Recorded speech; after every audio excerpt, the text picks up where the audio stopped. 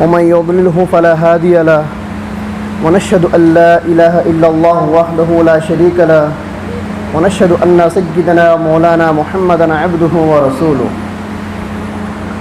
أما بعد فأعوذ بالله من الشيطان الرجيم بسم الله الرحمن الرحيم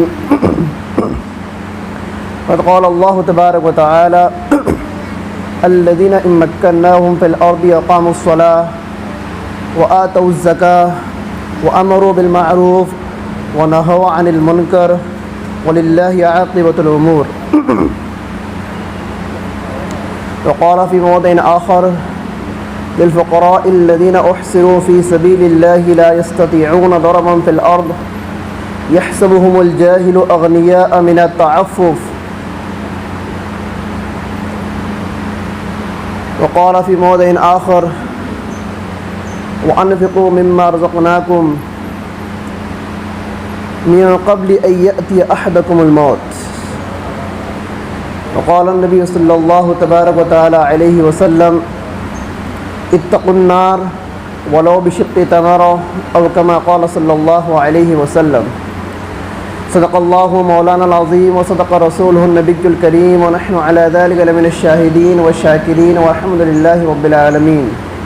اللهم صل على محمد وعلى آل محمد وأنزله المقعد المقرب عندك يوم القيامة. اللهم صل على محمد كلما ذكره ذاكرون وصل على محمد كلما غفل عن ذكر الغافلون. میرے بھائیو، بزرگوں اور دوستو، رمضان المبارک کا آخری عشرہ چل رہا ہے. اس عشرے کے تعلق سے احادیث کے اندر آتا ہے کہ یہ آگ سے خلاصی کا عشرہ ہے.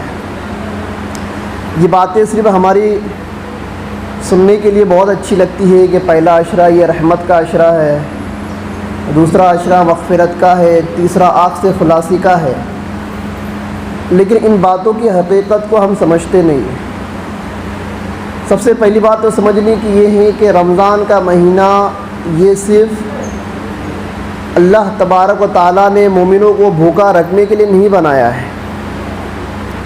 سب سے پہلی بات تو یہ سمجھ لیں. بعض لوگ بھوکا رہ کر یہ سمجھتے ہیں کہ ہم نے رمضان کا حق ادا کر لیا، ہم نے رمضان کا حق ادا کر دیا. تو اللہ تعالیٰ نے رمضان اس وجہ سے نہیں دیا اس امت کو کہ تم بھوکا رہو. کیا رہو؟ بھوکا رہو. بھوکا رکھ کر اللہ تعالیٰ کو کچھ حاصل نہیں ہونے والا، کچھ بھی حاصل نہیں ہونے والا. یہ بھوک اور پیاس تو اللہ تعالیٰ کی طرف سے ایک آزمائش ہے کہ اللہ تعالیٰ دیکھنا چاہتے ہیں کہ میرا بندہ میرے حکموں کی کتنی پابندی کرتا ہے. اللہ تعالیٰ یہ دیکھنا چاہتے ہیں. نہیں تو اللہ تعالیٰ کو ہمیں بھوکا مار کر کچھ بھی نہیں ملنے والا. اور آج لوگوں کا ایک لاجک بن گیا ہے، ایک مینٹلٹی یہ بن گئی ہے، رمضان بولے تو بھوکا رہنے کا مہینہ، اور بھوکا رہو کب تک؟ شام تک. اور دن بھر اس بھوک اور پیاس کو لے کے روزے کو کوستے رہو. بہت بھاری گیا آج کا روزہ، آج کا روزہ ایسا گیا، آج کا روزہ ویسا گیا. ہر کسی کی زبان پر آج یہی بات ہے، ہر کسی کی زبان. تو اللہ تبارک و تعالیٰ نے نہ اس مہینے کو بھوکا رکھنے کے لیے دیا ہے، اور نہ ہی انسانوں کو، مومنوں کو بھوکا رکھ کے اللہ کو کچھ حاصل ہونے والا ہے کہ بندے بھوکے رہیں گے تو اللہ تعالیٰ کی شان بڑھ جائے گی. یہاں تک اللہ تعالیٰ نے فرمایا کہ مومن اگر عمل کرتا ہے، اور مومن کے ساتھ پوری دنیا کے مومن بھی اگر عمل کرے، تو اللہ تعالیٰ کی شان کے اندر رتی برابر بھی بڑھوتری نہیں ہوتی. اور پوری دنیا کے مسلمان یا پوری دنیا کی انسانیت اگر گناہ کرنے میں لگ جائے، اللہ کی نافرمانی کرنے لگ جائے، تو رتی برابر اللہ تعالیٰ کی شان کے اندر کمی نہیں آتی. پتہ کیا چلا؟ پتہ یہ چلا اللہ تبارک و تعالیٰ کی شان اعلیٰ ہے. ہم اللہ کی مانے، اللہ کو مانے یا نہ مانے، وہ اعلیٰ رہنے والا ہے.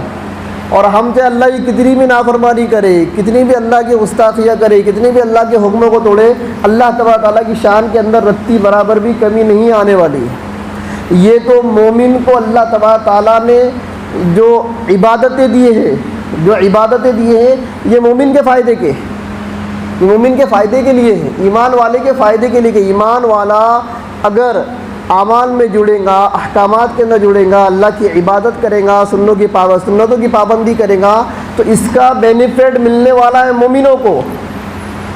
اور اگر پوری دنیا کے مسلمان، پوری دنیا کے انسان اگر مسلمان ہو جائے اور سب کے سب عبادت کے اندر لگ جائے اور اللہ تعالیٰ کے حکموں کو پورا کرنے میں لگ جائے، اور اللہ تعالیٰ نے جو وعدہ کیا ہے کل قیامت کے دن میں ان کو اتنا نوازنے والا ہو، اتنا بینیفٹ ان کو دینے والا ہو ان کی عبادت کا، تو اگر پوری دنیا اور اس طرح کی ہزاروں دنیا پیدا کر لی جائے اور ہزاروں انسانیت کو پیدا کر لی جائے اور اللہ ان سب کو نوازتے رہے، تب بھی اللہ تعالیٰ کے خزانے میں سے رتی برابر بھی کم نہیں ہونے والا، رتی برابر بھی کم نہیں ہونے والا۔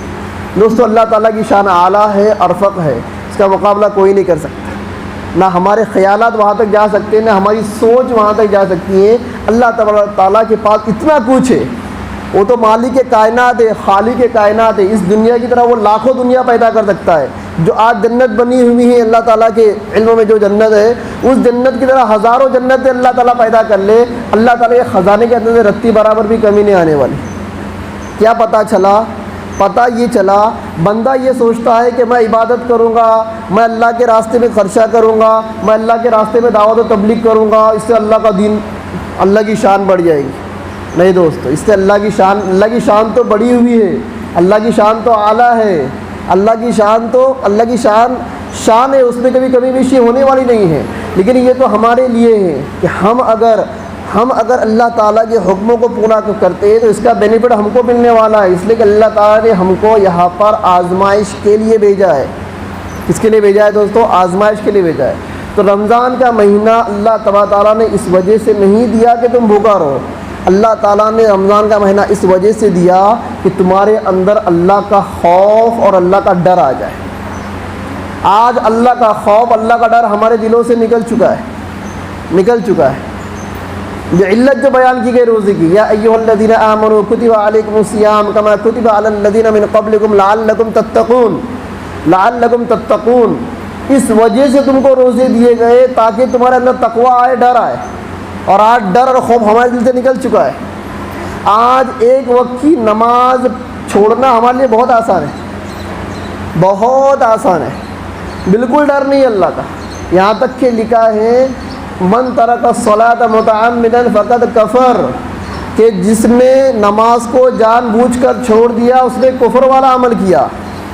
امام احمد بن حنبل، امام شافعی کا مسلک یہ ہے جو جان بوجھ کر نماز چھوڑے اس کو قتل کر دو، اس کو مسلمانوں کے قبرستان میں دفن مت کرو، اس کی شہادت قبول مت کرو، مسلمان عورت سے اس کا نکاح مت کرو۔ یہاں تک لکھا ہے۔ امام اعظم ابو حنیفہ رحمۃ اللہ علیہ کا فتویٰ ہے، جن کے ہم اور آج مقلد ہیں، انہوں نے کہا کہ جان بوجھ کر نماز چھوڑنے والے کو قید کیا جائے گا، اور یہاں تک قید میں رکھا جائے گا جب تک کہ وہ توبہ نہ کر لے اور نماز کی پابندی کا عہد نہ کر لے۔ اور پھر بھی اگر وہ نماز کی پابندی پر نہیں آتا، اسلامی حکومت کا جو امیر ہوگا، جو خلیفہ ہوگا، اس کے لیے جائز ہے کہ اس کو سرعام قتل کر دے۔ بے نمازی کو دنیا میں جینے کا کوئی حق نہیں۔ آج ہمارے دلوں کے اندر ڈر نہیں، اسی وجہ سے نمازیں چھوٹ رہی۔ آج اگر اسلامی حکومت قائم ہو جائے اور اسلامی احکامات اگر نافذ ہو جائے تو نماز چھوڑنے کی پاداش کے اندر ہم قید بھی کیے جا سکتے ہیں، قتل بھی کیے جا سکتے ہیں۔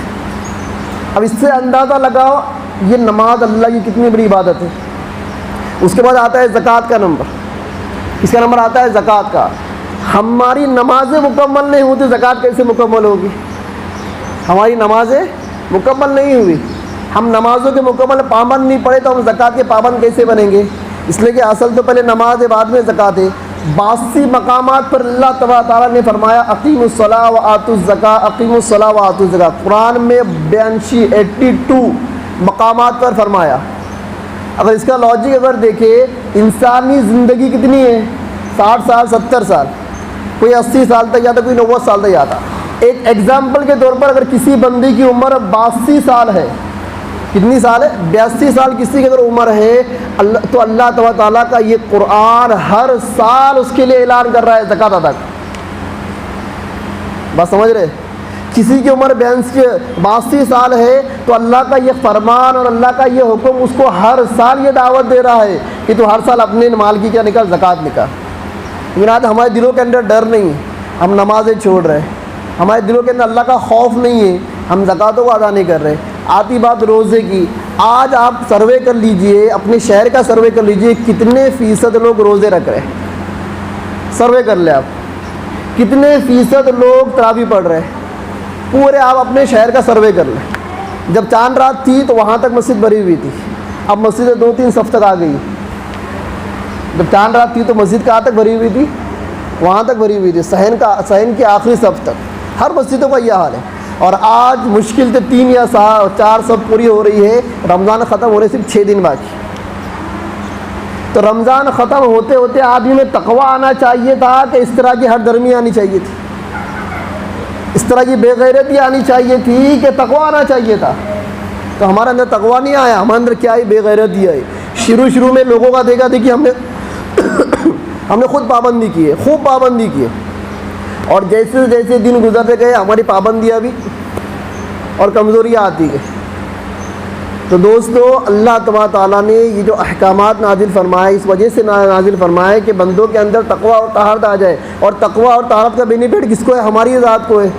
ہمارے اندر تقویٰ آئے گا تو اللہ تعالیٰ ہم کو بخش دیں گا, ہم آخرت کے اندر کامیاب ہو جائیں گے. تقویٰ اگر نہیں رہا تو پھر اللہ کا عذاب بھی بڑا سخت ہے. جہاں پر اللہ کے انعامات ہیں وہاں پر اللہ کا عذاب بھی کیا ہے؟ سخت ہے. ابھی میں نے آپ حضرات سامنے ایک آیت شریفہ کی تلاوت فرمائی. آیت شریفہ کی سورہ حج کی آیت ہے, الذین ان مکناہم فی الارض اقاموا الصلاۃ وآتوا الزکاۃ وامروا بالمعروف ونہوا عن المنکر وللہ عاقبۃ الامور. اللہ تعالیٰ فرماتے ہیں کہ لوگوں میں سے کچھ بندے ایسے ہیں کہ اگر ہم ان کو زمین کے اندر اقتدار دے دیں, ان کو حاکم بنا دے, اقتدار دے دے, ان کو حاکم بنا دے, ان کو قوم کا لیڈر بنا دے, تو وہ ایسے لوگ ہیں, وہ کیا کریں گے؟ سب سے پہلے اقاموا الصلاۃ, نمازوں کو قائم کرنے والے بنیں گے, پڑھنے والے نہیں, قائم کرنے والے بنیں گے. نمبر 2, وآتوا الزکاۃ, زکاتوں کو ادا کرنے والے بنیں گے. وامروا بالمعروف, بھلائی کا حکم کرنے والے ہوں گے. ونہوا عن المنکر, اور برائی سے روکنے والے بنے. 4 چیزیں بیان فرمائی. پتہ یہ چلا اسلامی حکومت ڈیپینڈ ہے ان 4 احکامات کے اوپر. اگر یہ 4 احکامات کی پابندی تمہارے اندر ہے تو اللہ تعالیٰ تم کو لیڈر بنائے گا, تم کو حاکم بنائے گا, تم کو زمین کی حکومت دے گا. یہ میں نے کہہ رہا ہوں, قرآن کا اعلان ہے, الذین ان مکناہم فی الارض اقاموا الصلاۃ وآتوا الزکاۃ وامروا بالمعروف ونہوا عن المنکر. سب سے پہلے نماز. اگر تم کو اقتدار چاہیے, تم کو حکومت چاہیے, تم یہ چاہتے ہو کہ ہمارے قوم کے لوگ لیڈر بنے, حاکم بنے اور مسلمانوں کی حکومت ہو, سب سے پہلا حکم اللہ کا کیا ہے؟ اقاموا الصلاۃ, نمازوں کو قائم کرنے والے بنو, تم بھی اور تمہارا لیڈر بھی. آج ہمارے لیڈران کی نماز کے بعد ہے تو امت کا کیا لینا؟ نمبر 2, وآتوا الزکاۃ, زکاتوں کو ادا کرو. اور زکوٰۃ کے تعلق سے آج اتنی لاپرواہی برتی جا رہی ہے, اتنی لاپرواہی کسی حکم کے ساتھ نہیں برتی جا رہی. اللہ تعالیٰ نے فرمایا کئی لا یکون دولۃ بین الاغنیاء منکم. اللہ تعالیٰ نے زکوٰۃ کی حکمت بتائی ہے کہ ہم نے تم کو مال اس وجہ سے نہیں دیا کہ یہ مال تم امیروں کے اندر گردش کرتا رہے, یہ مال امیروں کے اندر گردش کرتا رہے. اب جو امیر ہے, جو مالدار ہیں, ان کے کاروبار چل رہے, بزنس چل رہے, ان کے مالوں کا تبادلہ چل رہا ہے, لین دین چل رہا ہے, اور بیچارے غریب بھوکے مر رہے. یہ لوگ کما رہے ان کو بیچ رہے, یہ لوگ کما رہے ان کو بیچ رہے. امیر کیا کر رہے ہیں؟ آپس کے اندر بزنس کر رہے اور ترقی کر رہے, اور بیچارے غریبوں کا کیا؟ اللہ کے نبی کی حدیث ہے تؤخذ من اغنیائہم وترد الی فقرائہم. معاذ بن جبل کو اللہ تعالیٰ نے یمن کا یمن کا جب حاکم بنا کر بھیجا تھا تو حکم دیا تھا کیا کرو؟ ان کے مالداروں سے زکاتوں کو وصول کرو اور غریبوں کو دو. مالداروں سے وصول کرو, کس کو دو؟ غریبوں کو دو. اور یہ اللہ تعالیٰ کا نظام ہے کہ اللہ تعالیٰ مالداروں کو مال دیتا ہی اس وجہ سے ہے کہ وہ غریبوں کی کیا کرے؟ خدمت کرے. 82 مقامات پر اللہ تعالیٰ نے حکم دیا ہے اللہ کے راستے میں خرچہ کرنے کا. 82 مقامات پر. اگر ان 82 مقامات کو اگر انسان کی زندگی کے اوپر محمول کیا جائے, ہر سال اللہ کا حکم بندے کے سر کے اوپر ہے کہ تو اپنے مالوں کی زکوٰۃ نکال. یہ پر آج ہم سے زکوٰۃیں نکلتی نہیں ہیں, اور یہ زکوٰۃ تو حق ہے, نکالنا ہے. اس کے علاوہ نفلی صدقات ہے. نفلی صدقات پر اللہ تعالیٰ اتنا اجر عطا فرماتے ہیں جتنا اجر اللہ تعالیٰ زکوٰۃ پہ بھی عطا نہیں فرماتے. وفی اموالہم حق للسائل والمحروم. اللہ تعالیٰ نے اعلان کیا کہ مالداروں کے مالوں کے اندر حق ہے 2 لوگوں کا. ایک وہ لوگ جو منگنے آتے ہیں, ایک وہ لوگ جو منگنے نہیں آتے. آج مانگنے والوں کو خود نوازا جاتا ہے، اور جو بیچارے مانگتے نہیں ان کا کیا؟ آج امت کے اکثر غربا ایسے ہیں جو مارے شرم کے، مارے غیرت کے لوگوں کے سامنے ہاتھ نہیں پھیلاتے، حالانکہ ان کے گھروں کی حالت ایسی ہے ایک وقت کا کھانا بھی ان کو نصیب نہیں ہوتا ہے، کھانا بھی نصیب نہیں ہوتا۔ یہ ہماری لاپرواہی ہے، مالداروں کی لاپرواہی ہے۔ اسلامی حکومت کا نظام ایسا تھا کہ حکم دیا تھا مالداروں کو، جس طرح سے تم دن رات محنت کر کے اس مال کو جمع کرتے ہو، اسی طرح سے جب زکوٰۃ نکالنے کا موقع آئے تو تم لوگوں میں گھسو، لوگوں کے درمیان گھسو اور دیکھو کون زکوٰۃ کا مستحق ہے، اس تک زکوٰۃ کو پہنچاؤ، کون زکوٰۃ کا مستحق ہے ڈھونڈو، تلاش کرو اور ان کے گھروں تک پہنچاؤ، اور ایسی حالت میں پہنچاؤ کہ تمہارا سیدھا ہاتھ ان کو کچھ دے رہا ہے تو تمہارے الٹے ہاتھ کو اس کی فکر نہ ہو، چھپا کر سری طور پر۔ آج اعلانیہ طور پر خرچہ کرنے کی بات آتی ہے نا، امت کے اندر بہت جذبے آ جاتے ہیں۔ آج اگر افطار پارٹی رکھو اور اعلان کرو بھائی فلاں نے افطار پارٹی رکھا ہے، آؤ بولے پیسہ جمع کرو، ہر کوئی آ کے پیسہ جمع کرے گا، یہ نام ہے نا فلاں سیٹھ صاحب نے اتنی رقم، فلاں سیٹھ صاحب نے اتنی رقم۔ تو جہاں پر اعلانیہ خرچ کی بات آتی ہے وہاں ہم لاکھوں خرچہ کرتے ہیں، اور جہاں پر چھپا کر دینے کی بات آتی ہے نا تو وہاں پر 10 روپیہ 5 روپیہ 50 روپیہ بہت ہو گیا، 10 5 یا 50 روپیہ کیا ہو گیا؟ بہت ہو گیا۔ یہ 10 5 روپے سے کسی کا گھر نہیں چلتا، اور تم جو زکوٰۃ نکال کر کسی غریب کو دے رہے ہو نا، تمہارے مال کی زکوٰۃ نکل رہی ہے 1000 2000 3000، یاد رکھو تم سال میں ایک بار دے رہے ہو، اور سال میں ایک بار کسی غریب کو 3000 روپیے دینے سے اس کے سال بھر کی زندگی نہیں گزرتی ہے۔ آج ایک مڈل کلاس فیملی کو زندگی گزارنے کے لیے ماہانہ منتھلی کم سے کم 10 سے 15 ہزار روپئے لگتے ہیں، کتنا بھی اگر کھینچ کر خرچہ کرے تو۔ ایک مڈل کلاس فیملی، مالداروں کو 30,000 40,000 روپیہ بھی کم پڑتا ہے مہینے کا، پڑتا ہے نہیں پڑتا ہے؟ سب ہے ہمارا مڈل کلاس آدمی کم سے کم اپنے گھر میں 10 سے 15 روپیہ ہاتھ کو کھینچ کر لگا دیتا ہے، کھلے ہاتھ سے نہیں، کھینچ کر، بہت زیادہ احتیاط کر کے، فضول خرچی سے بچتے ہوئے، تب بھی خرچہ لگ جاتا ہے 15 سے 20 ہزار روپیے۔ اب میرے کو یہ بتاؤ، سال بھر میں آپ ایک مرتبہ زکوٰۃ نکال رہے ہو 3000 روپئے 4000 روپئے کسی غریب کو دے رہے ہو، کہ تمہارے 3000 روپئے جو اس کا پورا سالانہ خرچ چلے گا؟ بتاؤ مجھے چلے گا؟ آج مالداروں کو مال اس لیے ملا ہے کہ وہ غریبوں کے اوپر خرچ کرے، اور یہ شریعت کا نظام ہے، اللہ کا نظام ہے کہ اللہ تبارک تعالیٰ نے سب کا رزق اتار دیے، سب کا رزق، وما من دابۃ فی الارض الا علی اللہ رزقھا، اللہ نے سب کا رزق اتار دیا ہے، اللہ نے کسی کا رزق روک کر نہیں رکھا ہے، لیکن تمہارا رزق کسی کے اوپر ڈیپینڈ ہے۔ غریبوں کا جو رزق ہے وہ مالداروں کے اوپر ڈیپینڈ ہے۔ مالدار اگر رزق ان تک نہیں پہنچا رہا، زکوٰۃ و صدقہ ان تک نہیں پہنچا رہا، گویا کہ یہ غریبوں کے مال کا غاصب ہے۔ کیا ہے دوستو؟ غاصب ہے، اس نے غریبوں کے مال کو چھین رکھا ہے، غصب کر رکھا ہے، ہڑپ کر رکھا ہے، اور پھر اللہ کے یہاں پر جواب دینا پڑے۔ آج ہم مال کماتے اور سوچتے کہ بس یہ تو ہمارا کمایا ہوا ہے، یہ تو ہمارا کمایا ہوا ہے، میں نے کمایا، میں نے میری محنت سے 5-10 لاکھ کا بنگلہ بنایا، 5-10 لاکھ کی گاڑی لیا، 20-25 لاکھ کا میرا بزنس ہے، ویل سیٹ، ایک دم ویل سیٹ ہوں میں، اب میرے کو کوئی چیز کی ضرورت نہیں، میری زندگی ایک دم کامیابی کے ساتھ چل رہی، مجھے کسی آگے ہاتھ پھیلانے کی ضرورت نہیں۔ آدمی فخر کرتا ہے۔ اللہ کا اعلان ہے، یہ رزق تم نے تمہارے بل پر حاصل نہیں کیا، ہم نے تم کو دیا ہے۔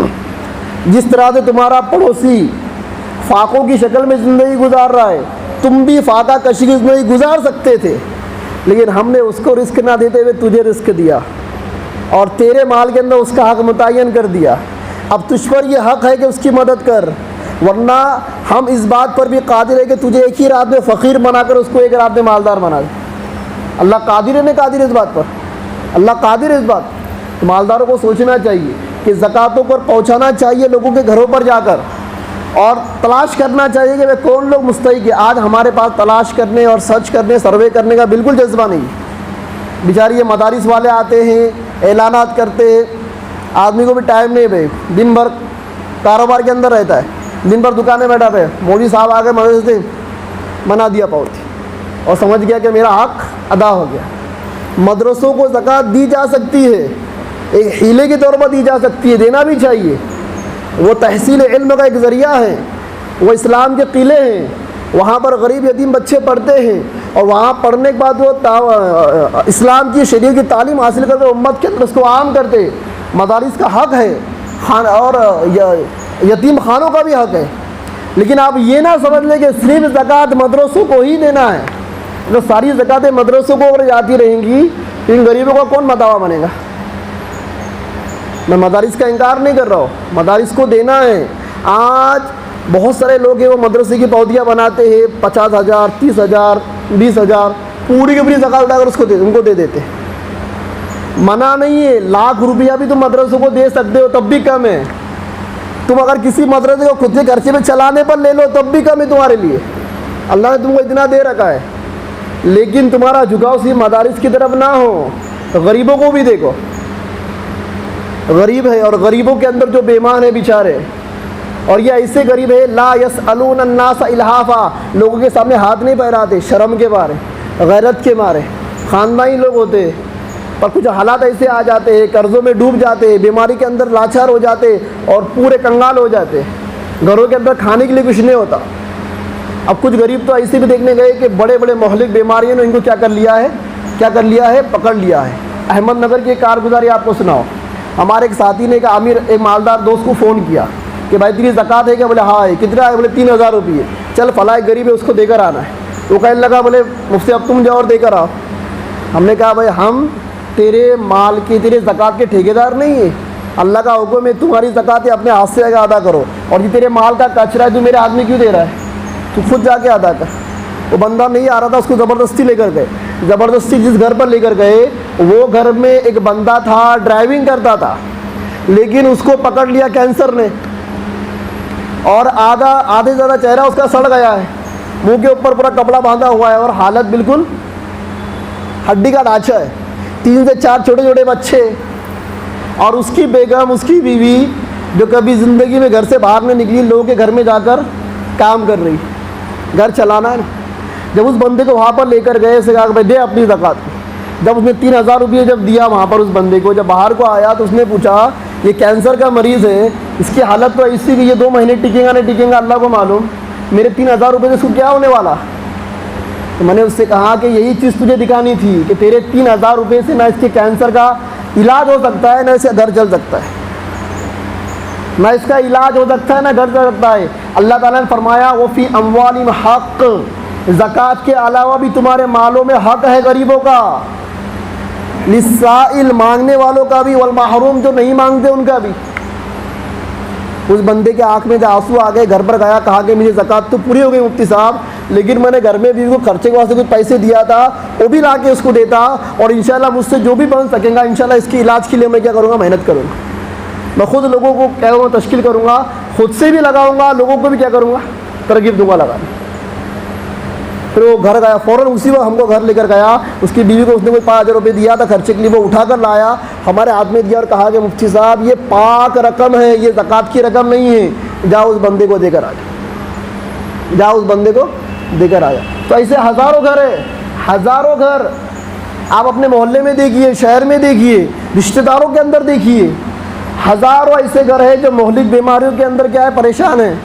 ان تک کون پہنچائے گا رقم کو؟ اور سال میں 1 مرتبہ رقم پہنچا کر کیا ان کی مدد ہو سکتی ہے؟ آپ خود بتاؤ، آپ خود بتاؤ. آپ خود دنیا میں رہتے ہو، آپ خود اپنا گھر چلاتے ہو، گھر چلانے کے لیے کتنی رقم دستیاب ہوتی ہے؟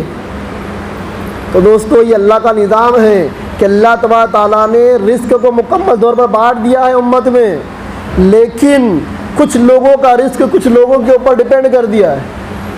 مالداروں کا رزق اللہ تبارک تعالیٰ نے غریبوں کے اوپر ڈپینڈ رکھا ہے کہ تم غریبوں کو دو گے تو اللہ تعالیٰ تم کو نوازے گا. اور لکھا ہے علماء نے اگر تم صحیح طور پر اپنی زکوٰۃ نکالنے والے بن جاؤ، صحیح طور پر اپنی زکوٰۃ نکالنے والے بن جاؤ، ہر مسلمان بندہ صحیح طور پر زکوٰۃ نکالنے والا بن جائے تو اللہ کی زمین کے اوپر کوئی بھی غریب اور مسکین باقی نہ رہے، کوئی بھی غریب مسکین باقی نہیں رہ سکتا اگر مالداروں نے صحیح طور پر اپنی زکوٰتوں کو نکالنا شروع کیا.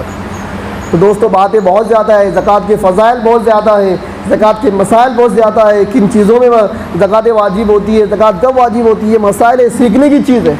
علماء کے پاس آؤ، سیکھو، پوچھو، اور جتنا ہو سکے اپنے مالوں کی زکوٰۃ نکالو. یہ تمہارے مال کا کچرا ہے، اوساخ الناس، حدیث کے اندر کہا کہ یہ تمہارے مالوں کا کچرا ہے، کچرا، اور کچرا اگر مال کے ساتھ لگا رہے گا سال بھر تو یہ کچرا دوسرے مال کو بھی خراب کرے گا۔ اور جو لوگ دوستوں زکاتیں نکالتے ہیں نا، آپ ان کا سروے کر لو، آپ ان کی کارگزاری لے لو، سال بھر تک اللہ تعالیٰ ہر بڑے فتنے سے ان کو محفوظ رکھتا ہے، ہر بڑے فتنے سے ان کو محفوظ رکھتا ہے۔ جو لوگ اپنے مال کی زکات نکالتے، نہ ان کے کاروبار کے اندر کبھی لاس آتا ہے، نہ کوئی بڑی بیماری ان کے اوپر ایسی آ جاتی ہے کہ ایک ساتھ دواخانے میں 1,00,000 2,00,000 روپیہ چلے گیا، کبھی ایسا نہیں ہوتا ہے۔ اللہ تعالیٰ برکت کا اور رحمت کا معاملہ فرماتے۔ کس کا معاملہ فرماتے؟ برکت کا اور رحمت کا۔ تو دوستو رمضان کا مہینہ ہے، اس مہینے کے اندر جہاں عبادت کرنے کا حکم ہے وہاں پر مسلمانوں کے ساتھ غمخواری کرنے کا بھی حکم ہے۔ اللہ کے نبی نے جو ارشاد فرمایا نا، من افطر صائمن، جو کسی روزے دار کو روزہ کرائے، روزہ کرائے اس کو ایسا اجر ہے جیسا کہ ایک روزہ کرنے والے کا اجر، مطلب 2 اجر اس کے اکاؤنٹ میں، اس کے کھاتے کے اندر جمع کیے جائیں گے۔ ہم کیا سمجھتے ہیں کہ روزے دار کو افطار کرانا، کون سے روزے دار؟ غریب نہیں، بس ایک پارٹی رکھ دو، افطار پارٹی، بھائی اپنے روزے داروں کو روزہ کھلایا، یا مسجد کے اندر ایک عام دعوت چلا دو، سارے مسلیان کو دعوت افطار کی۔ تو اللہ کے نبی کی حدیث ہے نا، من افطر صائمن، کہ بھائی روزے داروں کو روزہ کھلاؤ۔ دوستو یہ من افطر صائمن والی جو حدیث ہے یہ مالداروں کے لیے نہیں، غریبوں کے لیے۔ یہ حدیث کا مطلب یہ ہے ان لوگوں کے گھر تک افطاری پہنچاؤ جنہوں نے پانی پی کر روزہ رکھا ہے، روزہ کھولنے کے لیے ان کے گھر پہ کچھ نہیں، ان کے گھر تک پہنچاؤ۔ ہے ایسے بہت سارے گھر ہیں، پر ہم کبھی سروے کرتے نہیں، دن بھر روزہ بول کر روزے کو کوستے رہتے، شام ہوئی تو مارکیٹ سے افطار لائے، روزہ کھولنے بعد آزاد، نماز بھی نہیں، تراویح بھی نہیں، پھر اگلے دن کا روزہ رکھ لیتے اپنے آپ پر بوجھ سمجھ کے۔ یہ روزہ دوستو بوجھ نہیں ہے، یہ حق ہے، حق یہ تم کو رکھنا ہی ہے۔ اور روزے کو کوسنا یہ بہت بڑا گناہ ہے، بہت بڑا گناہ ہے۔ ایک بندہ ملا، بولے روزہ وہ لوگ رکھے جن کے پاس کھانے پینے کے لیے نہ ہو، بولتے لوگ روزے وہ رکھے جو گنہگار ہے، مذاق سے بولتے، پر وہ کیوں بول رہے ہو بھئی؟ یہ روزہ ایک فریضہ ہے اسلام کا شعار ہے، اس کا مذاق، اس کی توہین؟ نماز وہ پڑھے جو گنہگار ہے۔ ایمان کی دعوت تبلیغ کے تعلق سے آتا ہے کہ بھئی چلو بھئی اللہ کے راستے میں، تو لوگ کہتے ہیں کہ جن کا ایمان کمزور ہے وہ اللہ کے راستے میں جاتے ہیں۔ ہمارا ایمان کمزور نہیں ہے، ہم کو 3 دن جانے کی ضرورت نہیں، ہم کو گشت کرنے کی ضرورت نہیں۔ جن کا ایمان کمزور ہے نا وہ 3 دن 4 مہینے چلے میں جاتے ہیں، وہ جاتے اجتماعات کے اندر جا کے اپنے ایمان کو پختہ بناتے، جا کے دعائیں کر۔ دوستو تم تو ان فرائض کے اوپر عمل نہیں کر رہے لیکن اس کی توہین بھی کر رہے ہو۔ اس کا وبال اتنا خطرناک ہے کہ اللہ تعالیٰ تمہاری نسلوں کو بھی اسلام سے محروم کر سکتا ہے۔ لکھا ہے شریعت کے کسی امر کا مذاق اڑانا، چاہے مذاق میں کیوں نہ ہو، اور مذاق میں آدمی مذاق اڑاتا ہے، حقیقت میں کوئی نہیں اڑاتا ہے، مذاق نہیں اڑاتا ہے، شریعت کے کسی بھی حکم کا مذاق اڑانا، اس کا وبال دنیا میں یہ ہے کہ اللہ تعالیٰ اس کی نسلوں کو ایمان کی دولت سے محروم کر دیتا ہے۔ کیا کر دیتا ہے؟ محروم کر دیتا ہے۔ تو دوستو آج یہ عہد کرے، شب قدر آ رہی ہے، 1000 مہینوں سے افضل ہے، اعتکاف والے بیٹھے ہوئے ہیں، اعتکاف والوں کی خدمت کرو، ان کی ملاقات کرو، ان کے اوپر خرچ کرو اور ان کو وقت دو، ان کے پاس جا کر بیٹھو، اور تم خود اگر اعتکاف نہیں کر سکتے کچھ گھنٹے ان کے پاس جا کر بیٹھ جاؤ، تسبیح تلاوت میں لگ جاؤ، ان کا ساتھ دو۔ اعتکاف والوں نے ٹھیکہ نہیں لیا پورے محلے کا، وہ تو ایک اللہ کے نبی کا حکم تھا، یہ سنت علی الکفایہ ہے، کچھ لوگ اگر بیٹھ جائے پورے محلے کا کیا ہو گیا؟ کفایہ ہو گیا۔ مطلب یہ پورے محلے والوں کی طرف سے یہ بیچارے بیٹھے اعتکاف کے اندر، اب یہ تم سب کی طرف سے اعتکاف کے اندر بیٹھے ہیں، تمہارا حق نہیں بنتا ان کی خدمت کرنا، تمہارا حق نہیں بنتا ان کے پاس کچھ گھنٹے جا کر بیٹھنا اور ان کے پاس جا کر بیٹھ کے ان کو تھوڑا سا دلاسا دینا؟ نہیں، اعتکاف والے بیٹھ گئے، بس بیٹھے۔ اور اعتکاف کے ساتھ تو اتنی لاپرواہی کی جا رہی ہے، وہی پرانے ہمارے جو بوڑھے بیٹھتے کئی زمانے سے وہی بیٹھے، نوجوانوں کے اندر کوئی شوق نہیں اعتکاف کا۔ آپ سیڑھیوں میں جا کر دیکھو، نوجوان بچے بیٹھے ہوئے اعتکاف کے اندر، اور نوجوان کی عبادت بھی عبادت ہوتی ہے، نوجوان کا نماز پڑھنا نماز ہوتا ہے، نوجوانوں کا رکوع سجدہ کرنا رکوع سجدہ ہوتا ہے، اس کی تلاوت ہوتی ہے جو اللہ تعالیٰ کو کیا مطلوب ہے۔ یہ بیچارے ہمارے محلے کے ایسے لوگوں کو بٹھاتے ہیں جو زندگی سے ریٹائر ہو گئے، بھائی ابا گھر میں بیٹھے جنا جا کے مسجد میں بیٹھ جاؤ، بیٹا بیچارہ ابا جا کر بیٹھے مسجد میں, کچھ کام نہیں, بیٹے نے بول دیا بیٹھ گئے جا کر. ہم صرف ہمارے اوپر سے ذمہ اتار رہے, قرض اتار رہے, دل سے نہیں کچھ کر رہے. تو اعتکاف کے ساتھ دوستوں بہت نافرمانی ہو رہی ہے. ابھی وقت ہے, کوئی چاہے 1 گھنٹے کا اعتکاف کرنا چاہے وہ بھی کر سکتا ہے. ایک ترتیب بنائے, جو طاق رات ہے نا, طاق رات ہے, ان طاق راتوں کے اندر مسجد میں گزارنے والے ہم بن جائے. دن میں مت بیٹھو, مغرب کے بعد آ جاؤ, اعتکاف کی نیت کرو, بیٹھو سحر تک, 1 رات اللہ کی بات کر دو. سحر جب ہو جائے فجر کی نماز پڑھو, گھر آ جاؤ. اس طرح بھی ہم اعتکاف کر سکتے ہیں. نفلی اعتکاف جو لیلۃ القدر کے حصول کے لیے ہے. اعتکاف کا مقصد کیا ہے کہ بندوں کو لیلۃ القدر مل جائے.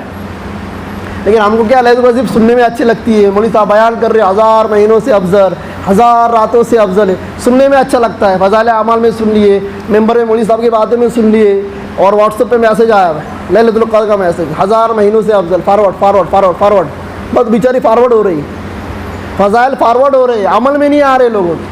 یہ بہت بڑی بے غیرتی کی بات ہے مسلمانوں کے لیے. کیا ہے دوستو, بے غیرتی کی بات ہے. ہم اعمال خود کرتے نہیں ہیں. ہم یہ سمجھتے جو حدیث میرے پاس آئی نا, اس کا حق مجھ پر نہیں, میرے بازو والے پر, میرے گروپ والوں پر, اس کو اٹھا کے گروپ میں فارورڈ کر دیتا ہے. اب گروپ والے اس کو پڑھتے ہیں, وہ سوچتے ہیں یار یہ فلاں گروپ میں ڈالنے جیسی ہے, اس کو اٹھا کے بس واٹس ایپ کے اوپر وہ فارورڈ ہو رہی ہے, عمل میں نہیں آ رہی. یہ بہت بڑی ناانصافی ہے حدیثوں کے ساتھ ہماری. تو دوستو وقت زیادہ ہو گیا, 4 دن باقی ہے. روزوں کا اہتمام کرے, تراویح کا اہتمام کرے, اعتکاف کا اہتمام کرے. ٹھیک ہے, شب قدر آ رہی ہے, اس کے اندر جاگنے کی, یہ جاگتی رات نہیں, عبادت کی رات ہے. اس میں جاگنا ہو تو عبادت کے لیے جاگو, ورنہ جاگنے کی کوئی ضرورت نہیں. جاگنا ہو تو عبادت کے لیے جاگو. پھر دوستو صدقۃ الفطر کا مسئلہ آتا ہے. ابھی ایک وقت تھوڑا زیادہ ہو گیا, 2 منٹ میں ایک بات ختم کر دو. صدقۃ الفطر کے تعلق سے ہمارے ذہن میں ہے 2 کلو گیہوں دو, ہو گیا کام. 2 کلو گیہوں دے دو, ہو گیا کام. صدقۃ الفطر کی حکمت کو سمجھیے. اللہ کے نبی نے اس کو جو لاگو کیا, کیوں لاگو کیا ہے؟ اس لیے لاگو کیا ہے کہ رمضان عید پر ہر غریب آدمی کے بدن کے اوپر نیا کپڑا. کس لیے ہے؟ ہر غریب آدمی کی عید ہو جائے, ہر غریب آدمی کے بدن کے اوپر نیا کپڑا آ جائے. یہ ہے صدقۃ الفطر کی حکمت. اور ہم کیا کہتے ہیں, 2 کلو گیہوں دے دیتے, وہ 2 کلو گیہوں سے اس کی عید ہونے والی ہے؟ نہیں. تو ایک دم شارٹ میں ایک مسئلہ سمجھ لو, شریعت کے اندر 3 درجے ہیں صدقۃ الفطر کے. ایک مالداروں کے لیے, دوسرا مڈل کلاس لوگوں کے لیے, اور تیسرا اس کے نیچے والوں کے لیے. جو مالک نصاب ہے ان دنوں میں, سال گزرنا ضرور نہیں ہے, کسی کے پاس اتنا پیسہ ہے کہ اس کے اوپر زکوٰۃ لازم ہوتی ہے, اس کے اوپر صدقۃ الفطر لازم ہے, واجب ہے. اب یہ 3 ٹائپ کے لوگ ہوتے ہیں, ایک نچلے درجے کا, ایک مڈل کلاس, ایک ہائی فائی جو بہت زیادہ امیر ہوتا ہے. اللہ کے نبی کا حکم ہے جو بہت زیادہ مالدار ہے وہ کشمش کی رقم کے مطابق کیا کرے, اپنی صدقۃ الفطر کو نکالے. اور کشمش کی رقم اگر نکالو آپ 2.5 کلو, 1.25 کلو, 2.5 کلو, کتنی نکلتی ہے؟ 700-800 روپے تک جاتی ہے. جو مڈل کلاس ہے وہ کھجور کی رقم کے اعتبار سے صدقۃ الفطر کو نکالے. اب کھجور اگر اعلیٰ سے اعلیٰ کوالٹی کا اگر ہم لے لیں تو کتنا ہوگا؟ 200 سے 300 یا 400 روپے کلو. تو 400 روپے اٹھا کر کسی غریب کو دے دے. اور جو بہت نچلے درجے کا مسلمان ہیں وہ کیا کرے بھائی, گیہوں کے ذریعے سے یا اس کی رقم سے کیا کرے, اپنا صدقۃ الفطر ادا کرے. تب ادا کریں گے انشاءاللہ. کوئی باتیں سمجھ میں نہیں آئی مسئلہ تو انشاءاللہ بعد میں پوچھ سکتے ہیں. وقت زیادہ ہو گیا, سنتوں کا موقع دیں. جو حضرات سنتیں نہیں پڑھے وہ سنتیں پڑھ لیں.